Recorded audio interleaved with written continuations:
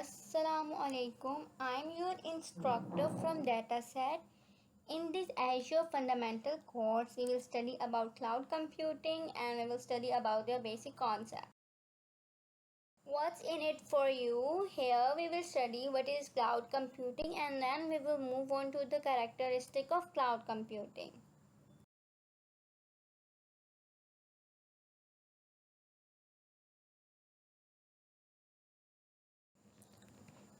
What is cloud computing? Cloud computing is basically delivery model है जो हमें different services provide करता है like storage where we can store SQL database, we can store files like CSV, JSON and many more.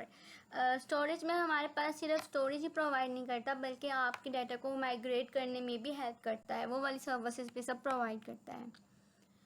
Then we have compute power where we can हमारे पास storage है, अब हमारे पास कंप्यूट पावर है. Compute power basically images होती हैं like Windows हो गया, लिनक्स वर्चुअल मशीन हो गया, वेब ब्राउज़र हो गया.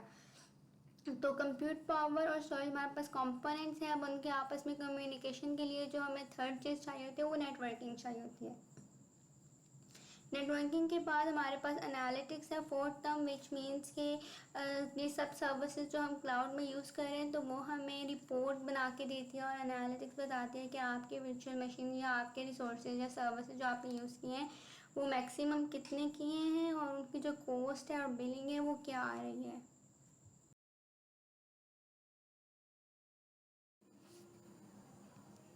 Now we come across the term characteristic like scalability, elasticity, agility, fault tolerance, disaster recovery and high availability. The first term is scalability, which means allocating and reallocating of resources, means adding or removing of resources.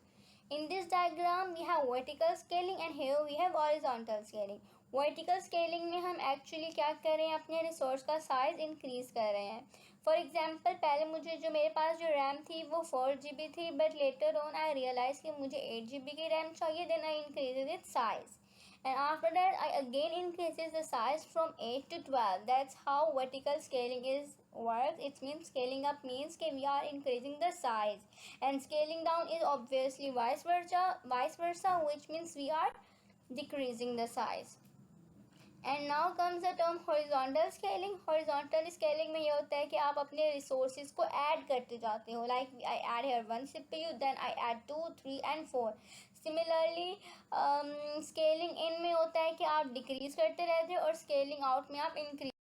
हमने scaling के बारे में पढ़ा था और अभी मैं आप माइक्रोसॉफ्ट एज्योर अकाउंट के पोर्टल पर हूँ and we will practically see about scaling.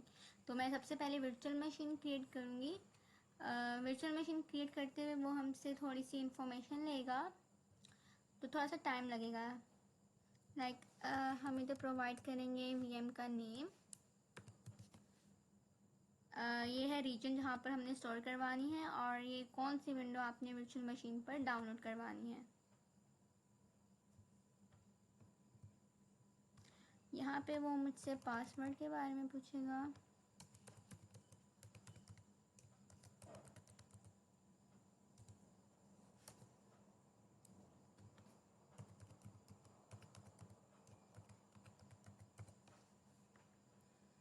Okay, यहाँ पे हम चूज़ करेंगे स्टैंडर्ड HTTP.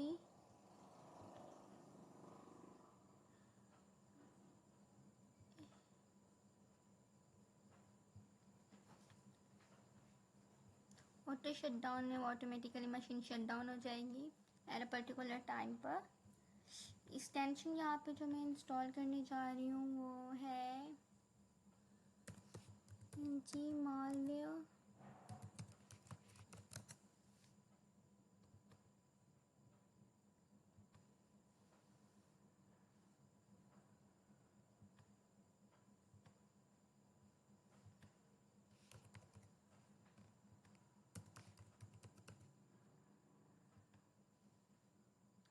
भी थोड़ा सा टाइम लगेगा क्रिएट होने में. Let's see.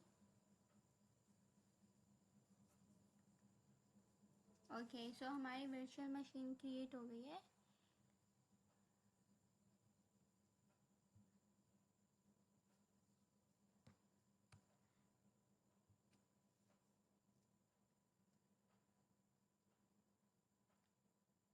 ओके, सो ये डिप्लॉयमेंट के लिए थोड़ा सा टाइम लेती है।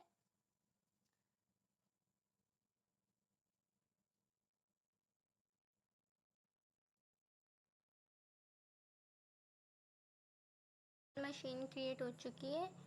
अब मैं रिसोर्सेज पे जाऊंगी और वहाँ से वर्चुअल मशीन को एक्सेस करूंगी।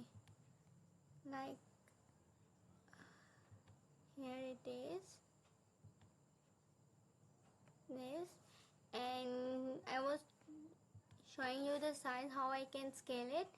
Like here I can choose whatever I want. इसमें से मैं यहाँ से कोई भी चूज़ कर सकती हूँ। लाइक अगर मुझे रैम बढ़ानी है तो वो यहाँ से हो रही है। सिमिलरली अगर मुझे प्रोसेसर CPUs बढ़ाने हैं तो वो भी यहाँ से हो जाएंगे। This is how you can scale your virtual machine. Let us try to open it on your laptop. यहाँ से मैं IP एड्रेस ओपन करूँगी, फिर आप प्रेस करेंगे विंडो एंड R। ये मिनी सी विंडो आपके पास ओपन होती है। आपने MSTSC पे जाना है। ओके, यहाँ पर आपने IP एड्रेस दिया एंड कनेक्ट किया। वो आपसे पासवर्ड मांगेगा, आप उसको ऑन करोगे एंड यस कर दो, and with in few minutes आपको आपकी विंडो शो हो जाएगी। लाइक आप ये देख रहे हैं कि ये मुझे सारा वो दे रहा है, वर्चुअल मशीन को ओपन करके दे रहा है। That's it for today. We will continue our lecture. So the next term is elasticity. Elasticity mean कि आपका जो रिसोर्स या सर्विसेज है वो इतने पावरफुल होने चाहिए कि अगर आपकी ट्रैफिक जो है वो इंक्रीज़ हो रही है तो उनका जो साइज़ है वो ऑटोमेटिकली इंक्रीज़ होना चाहिए। लेकिन जब आपकी ट्रैफिक जो है वो डिक्रीज़ होने लग गई तो जो रिसोर्सेज यूटिलाइजेशन है वो भी ऑटोमेटिकली डिक्रीज़ हो जाए। लाइक यहाँ पर एक यूज़र था तो हमारे पास we have only one CPU that is actually running, but later on we realize कि हमारी ट्रैफिक इंक्रीज़ हो रही है। तो जब इंक्रीज़ हो रही है तो आपके जो रिसोर्सेज हैं वो भी ऑलरेडी इंक्रीज़ हो रहे हैं उनकी performance. The third term is agility. Agility means कि अगर आप कोई भी रिएक्शन या क्लाउड कंप्यूटिंग सर्विसेज में आप कोई भी एक्शन परफॉर्म करते हैं तो वो उसका आपको क्विकली रेस्पॉन्स दे, लाइक टाइम कंज्यूमिंग नहीं होना चाहिए। Then comes the term fault tolerance, which means कि अगर आपके बैकएंड पे किसी कंपोनेंट या सर्वर में फेलियर आ जाता है तो जो सर्विसेज आप यूटिलाइज कर रहे हैं उन पर कोई भी असर नहीं आता। आप बिल्कुल प्रॉपरली अपनी सर्विसेज को स्टिल यूटिलाइज कर सकते हैं और आपको बिल्कुल भी आइडिया नहीं होगा कि बैकएंड में कोई फॉल्ट हुआ है। The next term is disaster recovery. Disaster recovery basically अगर कोई एरर इंड्यूस हो जाता है ह्यूमन या कहीं डिज़ास्टर, नेचुरल डिज़ास्टर आ जाता है लाइक अर्थक्वेक वगैरह आ जाता है तो आपके बैकएंड पे अक्सर ये होता है कि स्टॉप कर देता है वर्किंग। तो वो ये कह रहे हैं कि अगर आप सर्विसेज यूज़ कर रहे हैं क्लाउड की तो आपकी सर्विसेज तो रुकनी नहीं चाहिए। इस वजह से हमारे पास एक अप्रोच होती है उससे टैकल करने की, वो ये है कि आपने for example SQL web browser से वेबसाइट क्रिएट की है, आप क्या करोगे कि आप उसका रेप्लिका क्रिएट कर दोगे। तो जब आपका रेप्लिका क्रिएट हो जाएगा तो वहाँ आप उसको डिफरेंट रीजन पे स्टोर करोगे ताकि अगर, और फिर हमारे पास एक DNS राउटर है जो गिवन है फिगर में। अब फिर ये होता है कि अगर फॉर एग्जांपल आपका जो सर्वर 1 है वो डाउन हो जाता है, जहाँ पर आपकी रीजन 1 डाउन हो जाता है तो DNS क्या करेगा, वो आपने जो रेप्लिका क्रिएट किए वहाँ पे डायरेक्ट जाके कनेक्शन कर देगा और जो यूज़र है या ट्रैफिक जो है उसको बिल्कुल भी आइडिया नहीं होगा कि बैकएंड पे सर्वर या फिर कोई सर्वर वगैरह में कोई इशू आया है।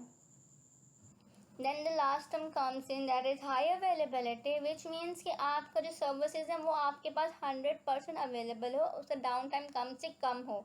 तो अवेलेबिलिटी फाइंड करने के लिए हम कहते हैं ये फार्मूला आपके पास गिवन है, विच अप टाइम मीन्स कि वो वाला टाइम जब तक वो सर्विस आपके पास अवेलेबल है। डाउन टाइम मीन्स कि कितना उसमें सर्विस आपके पास कितने टाइम के लिए अनअवेलेबल थी।